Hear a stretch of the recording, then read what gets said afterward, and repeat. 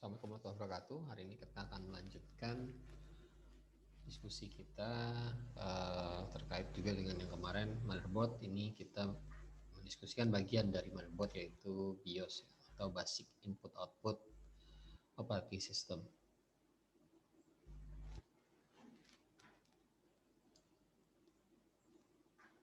Nah, kenapa perlu ada BIOS atau kenapa BIOS ini muncul di dalam sebuah motherboard? Karena pada saat komputer pertama kali itu dinyalakan, biasanya si sistem operasi itu tidak mendapatkan set instruksi yang harus dieksekusi. Nah, ini akan menyebabkan si CPU menganggap tidak ada pekerjaan atau tidak ada sesuatu yang perlu dia ranikan. Untuk itulah dibuat BIOS atau Basic Input Output System yang nanti akan memberikan instruksi pertama kepada si prosesor sebelum keseluruhan dari sistem diambil alih oleh si sistem operasi, yang mana sistem operasi itu sendiri posisinya ada di dalam sebuah hard disk. Jadi BIOS ini semacam jembatan yang akan membuat si CPU mendapatkan perintah atau mendapatkan pengelolaan dari sistem operasi yang berada di dalam hard disk. Nah, selain itu BIOS juga akan memastikan bahwa segala komponen yang ada di dalam motherboard ini bisa berfungsi secara baik sebelum komputer itu sendiri digunakan, baik oleh sistem operasi atau oleh si pengguna komputernya. Jadi pada saat dinyalakan, BIOS biasanya akan melakukan serangkaian tes untuk memastikan bahwa sistem benar-benar tersiap untuk dirunningkan.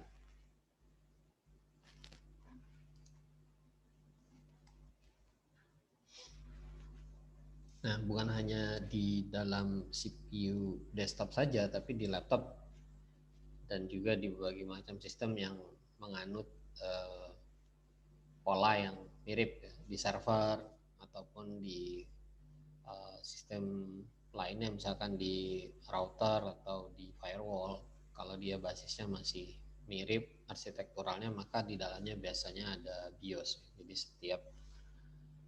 setiap device komputer itu ada BIOS yang kemudian di dalamnya juga pasti ada mikroprosesor atau CPU.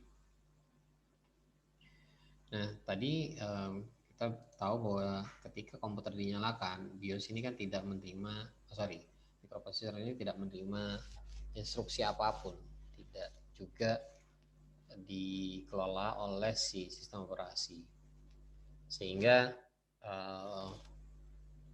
prosesor itu menjadi idle. Dan siapa nanti yang bisa memaksa dalam tanda kutip CPU ini untuk beroperasional? Ya, pertama tentu saja sistem operasinya dulu ya. Sistem operasinya dulu. Setelah selesai loading BIOS, dihandlekan ke mekanisme booting, sistem operasi di-runningkan. Ketika sudah jalan, maka dia akan mengambil alih keseluruhan proses yang ada di dalam sistem komputer. Kemudian di dalam sistem operasi kita juga bisa mencantolkan berbagai jenis aplikasi, termasuk juga mungkin software yang kita gunakan sebagai driver dari hardware yang ada di dalam sistem komputer kita. Nah, kalau kita lihat di dalam tipe software yang tadi kita bahas, maka BIOS ini bisa dikatakan sebagai tipe lain dari software yang ada di dalam sistem komputer. Dan walaupun softwarenya ini kecil ya, BIOS itu sangat kecil sekali, tidak besar, tidak sebesar sistem operasi maupun aplikasi. Ukurannya mungkin hanya berkisar hanya mega-mega lah, nggak sampai giga, bahkan mungkin nggak sampai di atas 20-30-an mega gitu. Karena memang tugasnya sangat simpel, sangat sederhana, dan sebagai perantara dari proses komputer dinyalakan hingga diambil alih oleh si sistem operasi. Jadi sesederhana itu, tapi tentu saja BIOS ini sangat vital fungsinya. Kalau BIOS gagal loading, maka bisa dipastikan Anda tidak akan bisa masuk ke dalam sistem komputer Anda atau masuk ke sistem operasi saja mungkin tidak bisa. Oleh sebab itu di beberapa perusahaan produk yang memproduksi motherboard itu menciptakan mekanisme dual BIOS, atau ada juga yang apa ya, ada istilahnya mirror BIOS. Sebenarnya chip BIOSnya di situ ada dua, dibuat yang satu primary, yang satu slave atau yang satu utamanya, kemudian yang satunya adalah backup. Di mana dulu pernah ada virus yang menyerang BIOS ini sehingga isi BIOS itu benar-benar hilang. Ketika BIOSnya hilang, maka sistem bisa dibilang rusak atau tidak bisa digunakan. Nah, inilah yang mendasari perusahaan-perusahaan pembuat motherboard itu membuat chip BIOS ini menjadi lebih dari satu, agar kalau kejadian terserang virus yang bisa mengakuisisi BIOS, maka backupnya masih ada di secondary BIOSnya atau di backup BIOSnya, kemudian itu bisa di load, dimasukkan lagi ke primary, kemudian komputernya bisa booting lagi. Akibatnya kalau misalkan BIOSnya hilang, itu benar-benar ketika Anda nyalakan blank seperti itu saja, tidak ada aktivitas apapun, cuma layar hitam. Kenapa layar juga terpengaruh ya? Karena BIOS itu akan mereport kepada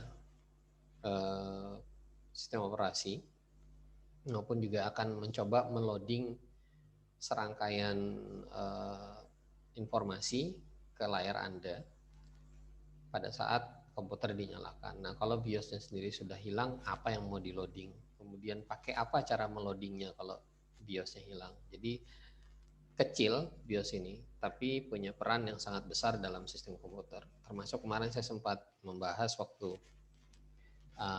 kita masih cerita tentang motherboard. Di motherboard itu ada baterai untuk BIOS, karena di BIOS ada jamnya. Baterainya itu sendiri juga remeh sebenarnya. Mungkin harga baterai kancing itu tidak lebih dari 20.000, tapi kalau misalkan baterainya mati, kemudian real time clocknya itu nggak jalan, maka bisa dipastikan Anda akan bermasalah pada saat masuk ke sistem operasi.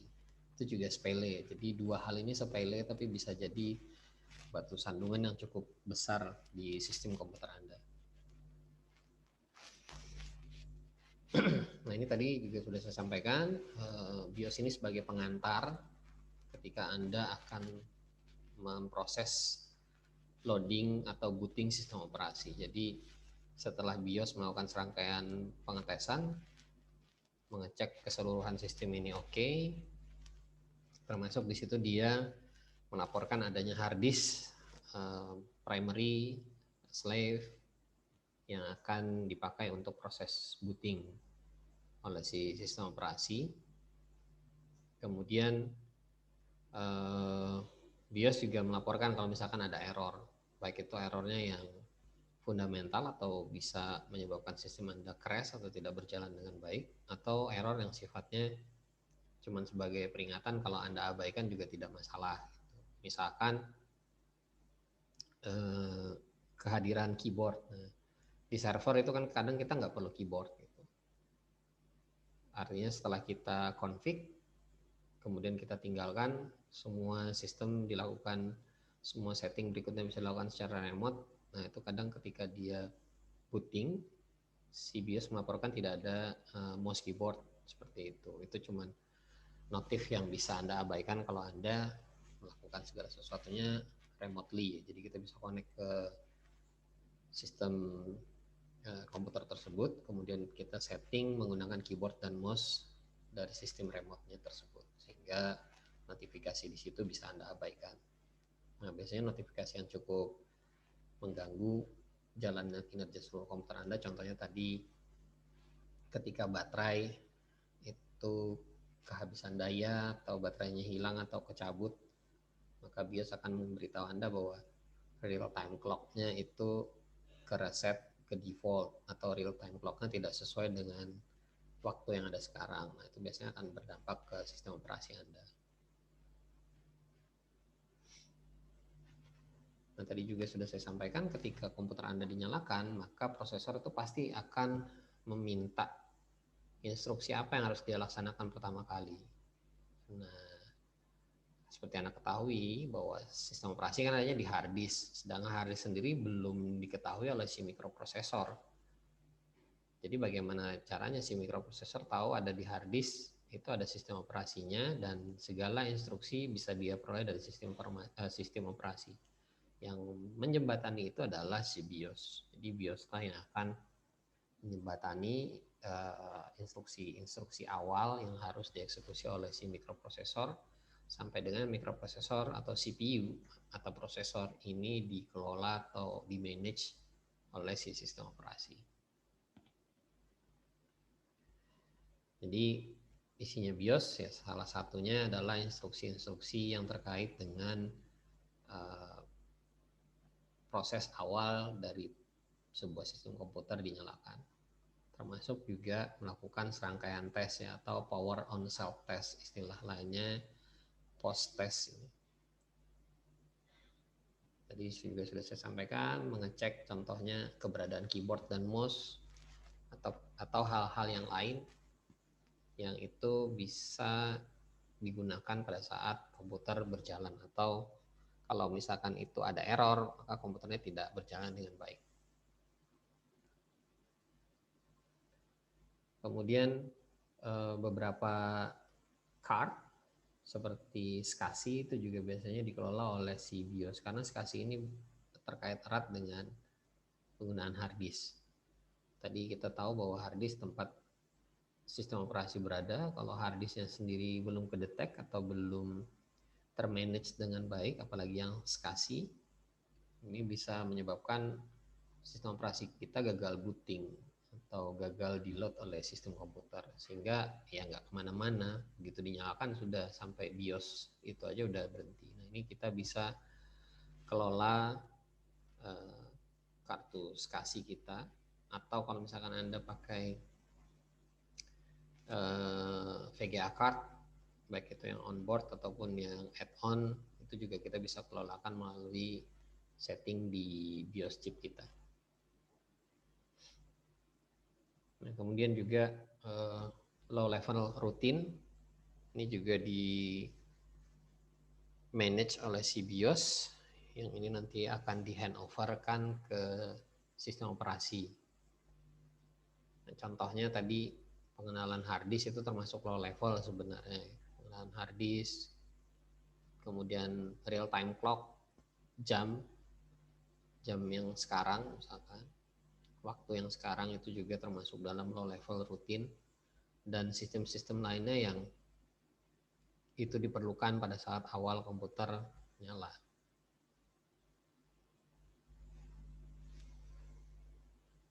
Ini tadi juga sudah saya sampaikan, contohnya keyboard, monitor, port-port seperti serial, paralel, USB. Kemudian kalau di zaman sekarang mungkin yang pakai virtualisasi, Anda juga harus mengenablekan fitur virtualisasi.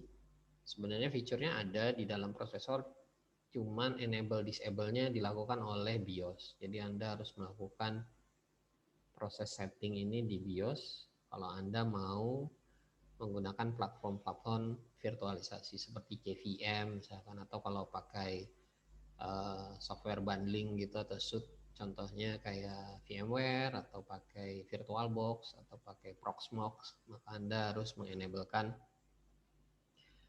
virtualisasi prosesor melalui BIOS ya. Jadi BIOS ini kecil tapi memang fungsinya sangat vital sekali. Nah, BIOS sendiri disimpan dalam sebuah flash memory yang ukurannya juga sangat kecil di motherboard.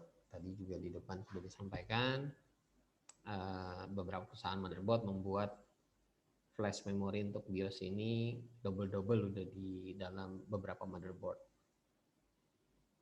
agar kalau misalkan kena virus di bukan salah satu sih, biasanya mainnya, yang main memorinya BIOS ini ke flash oleh si virus, maka kita punya backup-nya. Apa saja yang dilakukan BIOS pada saat kita menyalakan komputer, sequence-nya. Ini umumnya sequence-nya atau urutan hal-hal yang dilakukan oleh si BIOS, yang pertama dia akan melihat custom setting yang kita lakukan. Ya, custom setting itu misalkan kita merubah urutan booting di storage yang kita miliki.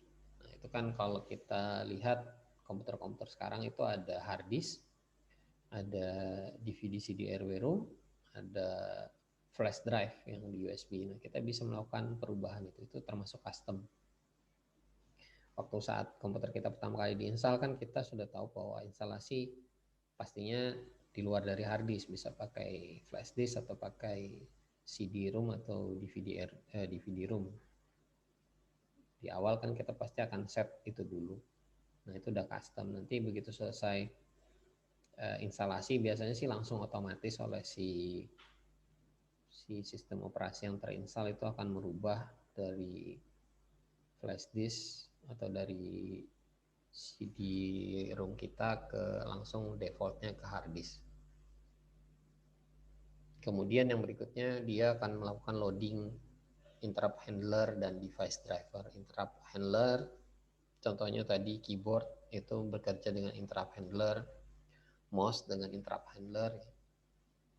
Makanya tadi ketika interrupt handlernya ini gagal mendeteksi adanya keyboard, dia akan report. Pada saat post test tadi dia report bahwa tidak ada keyboard. Anda mau teruskan atau biasanya kadang kalau di server, komputer-komputer server itu by default nggak lama langsung bypass, langsung lanjut ya. Termasuk device driver ya, driver peripheral yang nyantol ke motherboard Anda itu juga dicek biasanya sama BIOS, terutama yang terkait pada saat loading awal dari sistem komputer Anda. VGA card, nah itu yang apa, fundamental. Kemudian driver buat storage Anda, kalau itu gagal di load, maka kalau device drivernya monitor, Anda nggak akan lihat apa-apa di layar monitor Anda. Kalau itu terkait dengan hard disk, maka dia akan gagal booting sistem operasi. Akibatnya ya Anda tidak bisa masuk ke dalam sistem operasi. Kemudian lakukan proses inisialisasi register di CPU ya. Dalam CPU punya register apa aja, termasuk juga power management. Nah, power management ini nanti terkait biasanya di server itu kita bikin yang terakhir yang di load itu yang akan dijalankan. Misalkan state terakhirnya di server itu kan always on, selalu nyala. Nah, itu ketika kita matikan, ketika listriknya mati dan otomatis nanti mendapatkan listrik lagi setelah listrik nyala, maka dia akan otomatis menyalakan sistem komputer yang ada. Tapi kalau kita buat step-nya itu adalah step yang apa ya, yang defaultnya step terakhir, maka step terakhir dari ketersediaan daya itu yang akan dipakai oleh si BIOS. Misalkan step terakhirnya kita habis shutdown, nanti ketika listrik masuk ke dalam PSU-nya, power supply-nya, dia akan tetap shutdown. Jadi kita bisa buat power manajemennya ini tergantung dengan kebutuhan. Nah, biasanya untuk server by default-nya state-nya adalah always on. Tapi untuk PC di rumah atau laptop itu biasanya power manajemennya kita bikin step-nya adalah default-nya sih biasanya mati. Jadi kalau ada listrik dia nggak akan langsung otomatis nyala, tapi dia tetap mati. Nah, ini juga dilakukan oleh si BIOS sebenarnya. Kemudian yang keempat, melakukan serangkaian tes pada saat komputer dinyalakan atau post test yang namanya power on self test. Salah satunya yang bisa Anda lihat nanti memori. Nah, dia akan melihat berapa jumlah kapasitas memori yang terinstall di dalam slot di motherboard. Di situ nanti akan muncul sekian giga. Terus dia juga akan melihat prosesornya tipenya apa, itu dilihat dari langkah keempat ini, melakukan power on self test. Kemudian menayangkan setting yang telah Anda lakukan terhadap sistem yang ada, setting di BIOS-nya di layar, ini juga ditayangkan nanti. Di hard disk-nya di mana Anda taruh, kemudian Anda juga bisa melihat setting-setting yang lainnya kalau Anda masuk ke BIOS, termasuk tadi kalau kita melakukan aktivasi virtualisasi di dalam BIOS, itu juga Anda bisa lihat settingannya dan yang lain-lain. Kemudian yang keenam, ketika kita sudah selesai memilih device storage yang akan kita gunakan untuk booting, maka BIOS nanti akan menuju ke device tersebut untuk memulai proses booting. Misalkan pada saat awal kita install komputer kan itu tadi ada dua, bisa lewat CD-ROM atau DVD-ROM, atau kita lewat flash disk. Itu kita bisa setting dulu di awal ke situ. Nanti setelah selesai instalasi kita ganti, misalkan booting awalnya lewat hard disk. Nah, ini kita melakukannya di BIOS. Nanti BIOS akan memilih berdasarkan setting yang sudah kita lakukan. Kemudian yang ketujuh, dia akan melakukan proses inisialisasi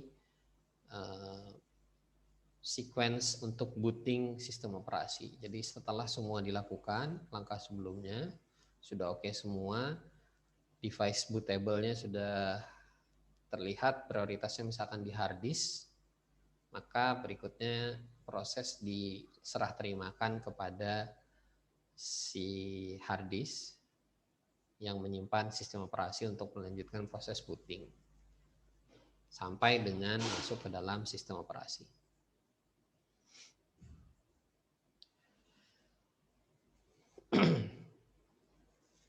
Nah, hal yang pertama kali dilakukan oleh BIOS pada saat komputer ini dinyalakan, dia akan mengecek 64 bit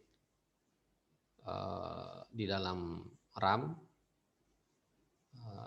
di CMOS-nya.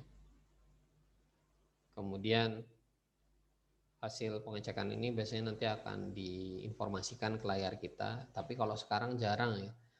Di laptop ataupun di komputer desktop itu jarang ditampilkan informasi apa saja yang dilakukan oleh si BIOS ini. Ini alasannya mungkin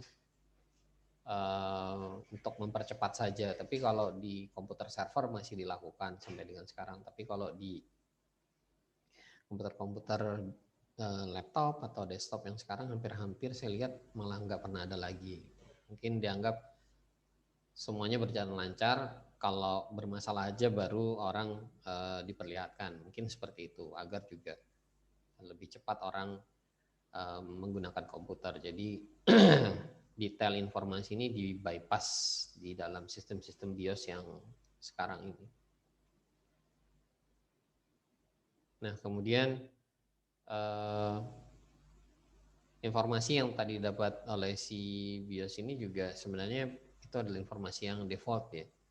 Kita bisa merubahnya, atau user juga sebenarnya diberikan izin untuk melakukan perubahan. Tentu saja perubahan yang kita lakukan sesuai dengan kondisi yang ada di sistem komputer kita, kondisi yang ada di hardware yang ada di motherboard ataupun yang terpasang di motherboard kita.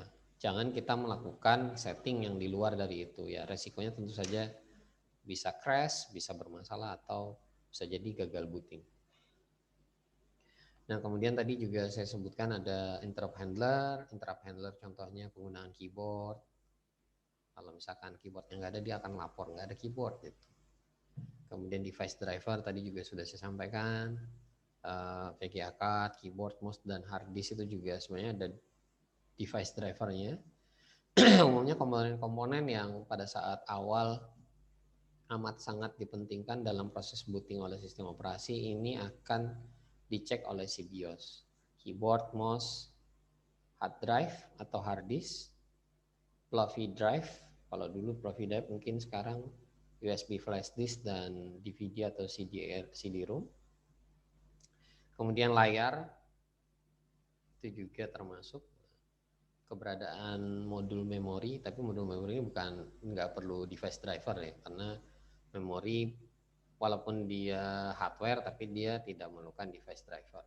Nah, yang saya sebutkan tadi itu perlu yang namanya driver. Ini yang akan di handle sementara oleh si BIOS pada saat booting. Termasuk kalau Anda punya LAN card, punya sound card, punya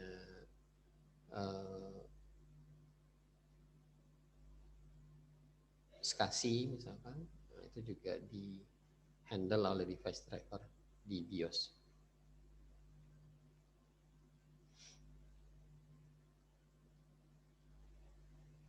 Kemudian pada saat BIOS ini dinyalakan, kemudian komputer mulai beroperasi, biasanya isi BIOS ini di copy, kemudian dipastekan ke dalam RAM. Istilah lainnya di shadow, ya. Dibuatkan mirrornya lah. Jadi selama komputer berjalan itu kita tidak langsung mengakses BIOS sebenarnya, tapi kita mengakses kopinya BIOS yang ada di dalam RAM. Kenapa itu dilakukan? Karena RAM seperti yang kita ketahui berjalan amat sangat cepat. Kalau BIOS itu walaupun dia chip memori, tapi dia tidak jauh lebih cepat daripada RAM.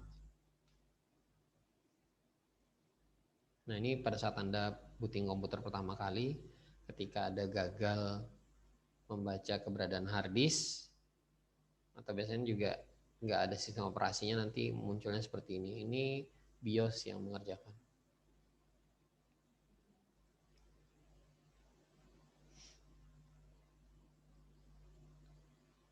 Nah, pada saat komputer di booting, ini biasanya setelah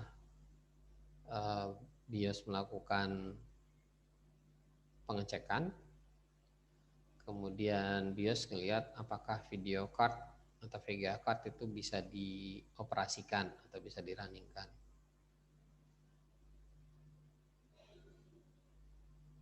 Beberapa VGA card kadang juga memiliki BIOS juga ya, maksudnya dia punya BIOS sendiri. Nah, itu juga akan membantu proses inisiasi dari VGA card sendiri. Nanti di dalamnya itu biasanya kadang ada drivernya juga. Nah, nanti drivernya inilah yang dipakai untuk proses menampilkan informasi ke layar.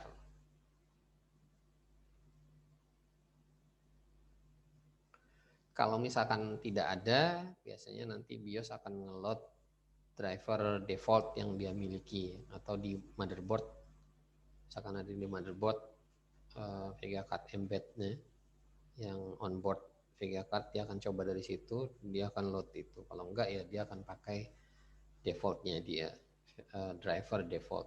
Kan nampilkan teks itu sangat sederhana, enggak seribet GUI. Jadi pakai driver default pun masih bisa tayang informasi tentang BIOS. Kemudian dia akan BIOS ini akan mengecek isi memori di alamat 000.20472 ini ya. Ini apakah cold boot atau reboot.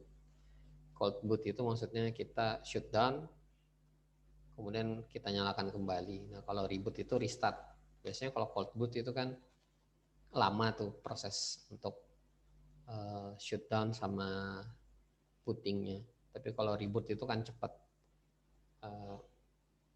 Begitu kita matikan dengan reboot, dia nggak lama langsung loading sistem operasi kembali. Nah, ini dilihat dari alamat memory address yang ada itu, dilihat di situ.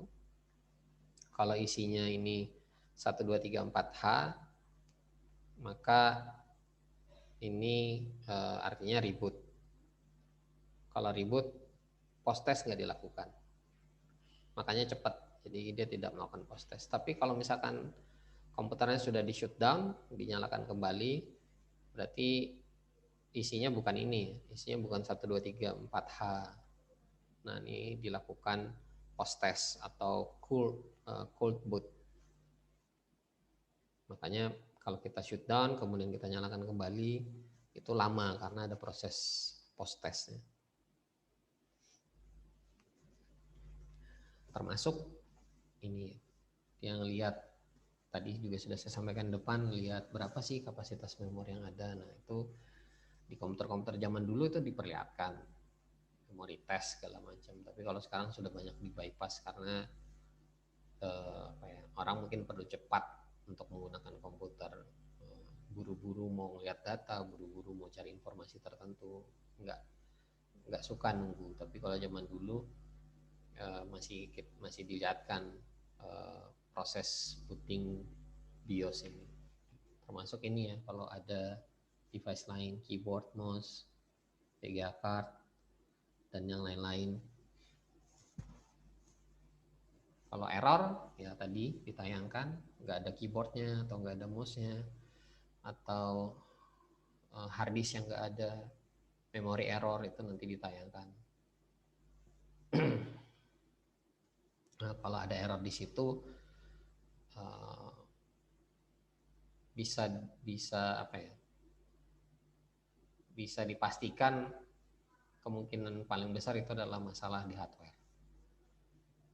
Tapi belum tentu rusak, bisa jadi longgar atau bisa jadi lupa kita pasang portnya, jadi tidak selalu itu rusak. Bisa aja kita lupa hard disk itu, kita lupa masang port powernya, atau kita lupa masang kabel datanya. Jadi jangan dihakimi langsung itu bad sector atau bermasalah, cacat produksi. Jadi bisa jadi kesalahan itu datangnya dari kita, lalai pasang kabel data, lalai pasang kabel power, atau salah portnya gitu. Nah ini di report oleh si BIOS kesalahan itu, nanti kita bisa lakukan pengecekan lebih lanjut. Apa saja yang ditampilkan oleh BIOS sebagai informasi yang muncul ke layar pengguna? Yang pertama prosesor, tipe prosesornya apa, clocknya berapa, bahkan beberapa itu sampai serial dan segala macam itu terlihat di dalam informasi di BIOS. Kemudian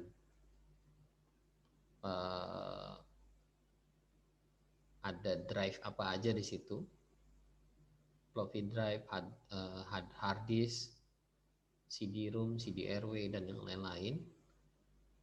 Termasuk kalau kita punya flash disk itu juga bisa di-report oleh si BIOS. Kemudian kapasitas memori yang terinstall di motherboard kita. Kemudian revisi BIOS dan tanggal. Jam juga termasuk di situ. Kemudian display VGA kita, maksudnya ini juga ditayangkan oleh si BIOS ya.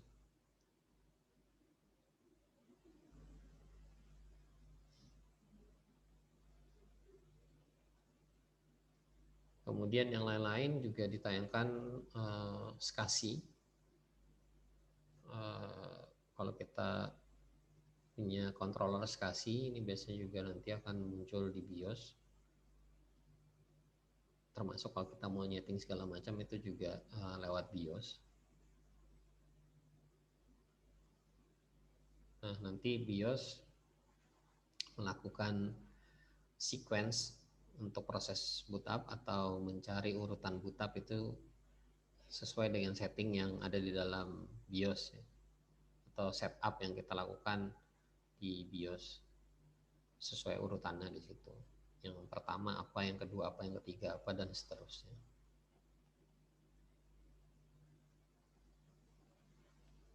Nah, boot ini mungkin Anda sering dengar boot. Boot itu sebenarnya kependekan dari bootstrap.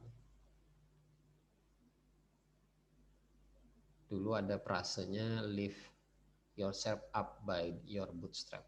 Nah, ini diperpendek jadi bootstrap, dipendekin lagi jadi boot. Jadi kalau istilahnya boot itu berarti merefer atau merujuk pada saat pertama kali kita menyalakan komputer sampai dengan masuk ke sistem operasi. Jadi tiap kali kita bilang boot itu seperti itu. Komputer dinyalakan, tekan tombol on, kemudian sejak lampu U-nya nyala sampai dengan pas selesai muncul sistem operasi.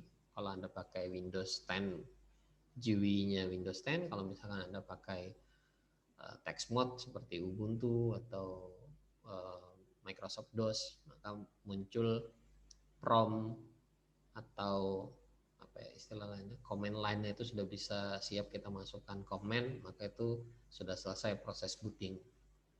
Dengan kata lain, proses booting itu selesai ketika komputer siap menerima perintah dari kita.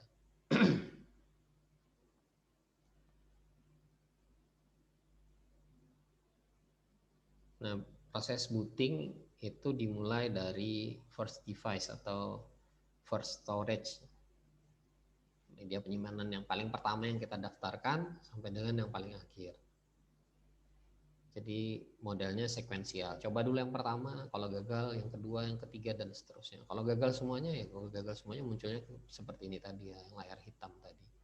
Yang ini gagal semua.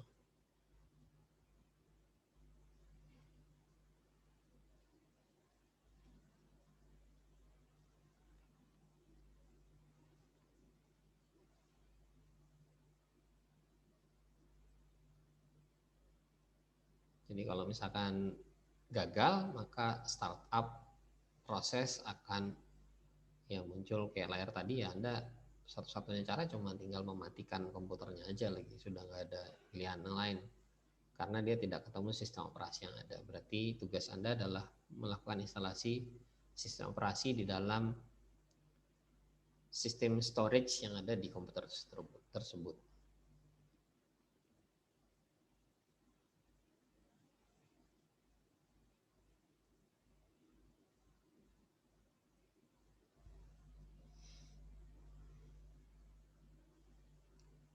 Nah, untuk men-setting BIOS biasanya ada beberapa tombol yang bisa kita gunakan.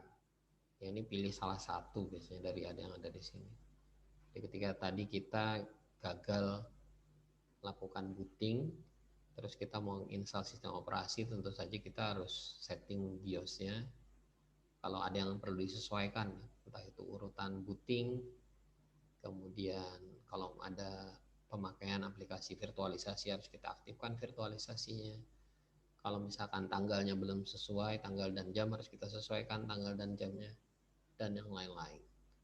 Nah, untuk masuk ke setup CMOS atau setup BIOS, maka kita bisa gunakan tombol-tombol yang ada di sini. Beberapa sekarang mungkin bukan pakai tombol ini.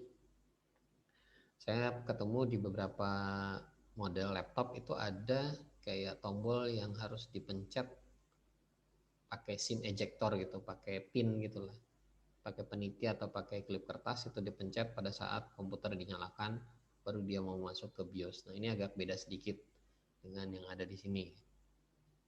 Setelah ada juga yang harus melalui proses di di Windows 10, itu kita bisa lewat proses di sistem operasinya. Pada saat kita mau masuk ke BIOS, maka kita harus melakukan semacam setting khusus gitu ya, baru kemudian dia bisa masuk ke BIOS. Nah, jadi tidak segampang dulu untuk masuk ke BIOS. Kalau sekarang udah macam-macam jenisnya.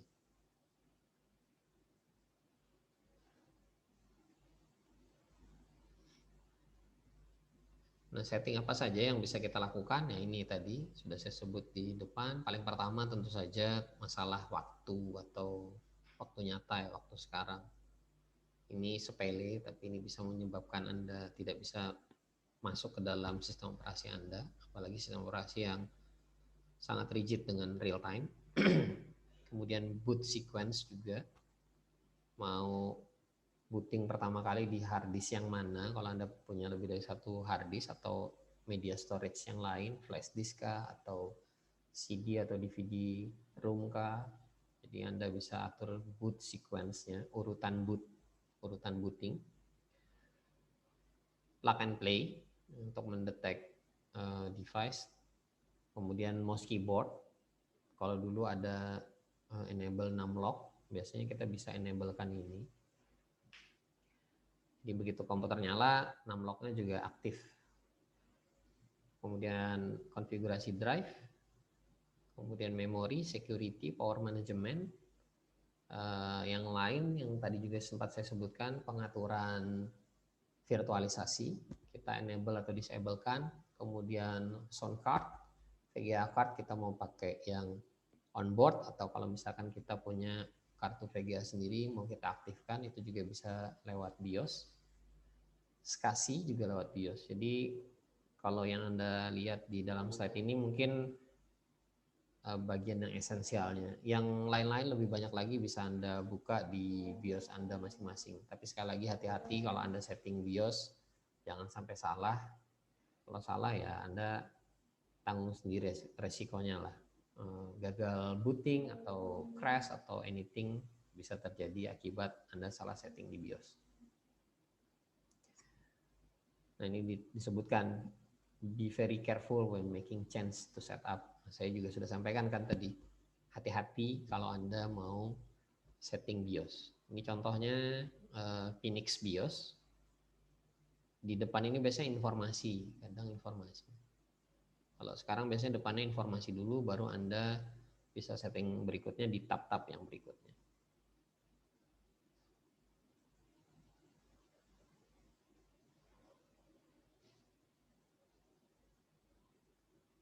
Nah, BIOS ini menggunakan teknologi CMOS ya buat menyimpan settingan. Nah, CMOS ini tentu saja akan hilang kalau misalkan baterai atau catu dayanya nggak ada ke situ.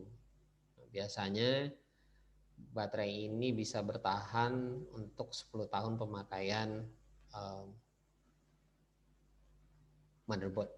Jadi dia adanya di motherboard. Kalau sudah lewat dari 10 tahun ya mau nggak mau diganti baterainya biar setting di CMOS atau di BIOS-nya itu tetap sustain, tetap terjaga. Pak, kalau baterainya mati ya settingnya hilang, Anda harus setting ulang. Kalau nggak pakai baterai gimana ya? Setiap kali Anda booting, setiap kali Anda masuk ke dalam sistem komputer Anda harus setting ulang BIOS-nya. Minimal Anda setting real time clock-nya, RTC-nya atau pewaktuan hari tanggal bulannya sesuai dengan keadaan sekarang. Ya tiap kali nyalakan disetting, tiap kali nyalakan disetting. Selama kabelnya nggak kecopot sih nggak masalah gitu ya. Settingnya masih bisa sustain di situ. Tapi kalau misalkan kabelnya kecopot, biasanya itu hilang settingannya kalau baterainya nggak ada. Makanya perlu ada baterai, perlu ada listrik yang terus-menerus bisa mempertahankan isi dari CMOS ini. Nah, BIOS ini juga bisa diupdate untuk memenuhi kebutuhan kita terhadap fitur-fitur yang ada di chipset maupun di motherboard kita. Biasanya kadang chipset baru itu bisa jadi di BIOS belum 100% selesai dukungannya. Nah, itu bisa ditambahkan dalam bentuk update. Nah, kita bisa mengupdate BIOS kita untuk mendukung fitur-fitur baru yang ada di dalam motherboard atau chipset motherboard kita. Atau biasanya kalau ada error atau bug di BIOS yang sebelumnya, kita bisa gunakan update-nya, atau nanti update-nya itulah tambalan error-error atau bug yang ada di versi BIOS yang kita gunakan sekarang. Jadi selain penggunaan fitur baru, update BIOS ini juga menambal bug yang ada di versi BIOS yang sekarang. Nah,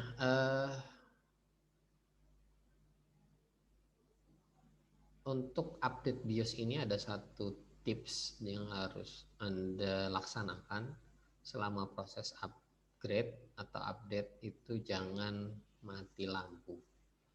Jangan putus catu dayanya ke PC atau server Anda kalau Anda pakai server. Atau kalau misalkan laptop, usahakan baterainya penuh. Kemudian kabel powernya tercolok dengan sumber daya listrik, sehingga pada saat listrik mati misalkan, masih bisa disuplai oleh baterai kalau di laptop ya. Kalau di PC atau di server, paling tidak Anda harus punya UPS pada saat upgrade BIOS, sehingga pada saat listrik putus dari komputer Anda, maka listrik tersebut bisa di backup sementara oleh si UPS. Prosesnya nggak lama kok, update BIOS ini paling 2-3 menit lah paling lama. Keseluruhan prosesnya, update-nya ya maksudnya. Jadi kalau UPS bisa bertahan 15 menit masih aman lah gitu. Apalagi kalau laptop kan baterai laptop bisa sampai 3-4 jam sekarang, jadi masih relatif aman. Jadi selama proses update jangan sekali-sekali tekan tombol restart atau matikan catu dayanya. Yang terjadi ya Anda sama dengan menghapus isi CMOS atau isi BIOS, sehingga begitu Anda nyalakan kembali komputernya nanti akan blank, akan muncul layar hitam saja. Nah itu kan repot kalau kayak gitu. Kalau di laptop mungkin nggak, setahu saya sih laptop jarang punya dual BIOS ya, atau BIOSnya itu single aja. Tapi kalau di server atau di komputer desktop, beberapa dari perusahaan pembuat motherboard desktop itu punya dual BIOS. Jadi kalau BIOS yang pertama yang kita oprek-oprek itu atau kita upgrade bermasalah atau crash, kita masih bisa punya backup-nya kita load aja lagi ke dalam yang utamanya. Nah itu. Jadi hati-hati pada saat update BIOS.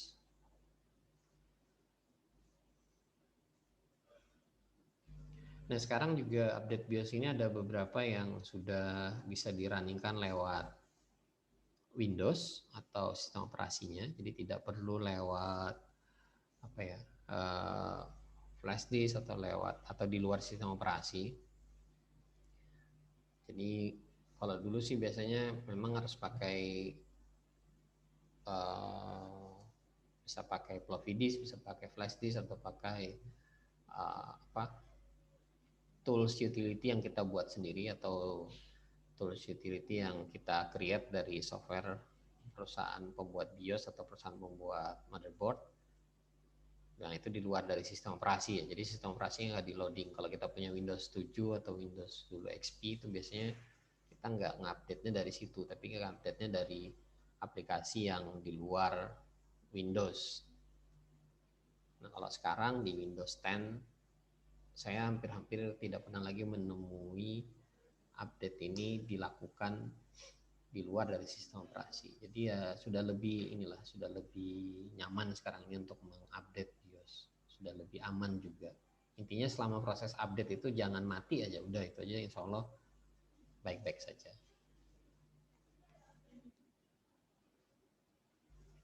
Nah beberapa perusahaan pembuat BIOS ada American Megatrends Incorporated atau AMI, kemudian Phoenix, Ali, Winbond. Nggak banyak pembuat BIOS ini. Kalau Anda lihat di dalam wiki atau di googling itu nggak banyak. Tidak sebanyak perusahaan pembuat motherboard. Jadi pembuat BIOS ini nggak banyak.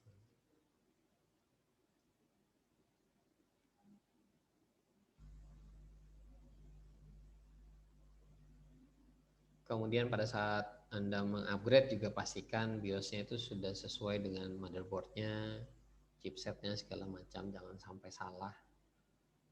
Tapi sekarang juga sudah lebih aman ya. Mereka biasanya sudah punya mekanisme pengecekan apakah memang benar file BIOS tersebut memang untuk motherboard yang sedang mau kita upgrade. Nah itu sudah ada pengecekannya juga.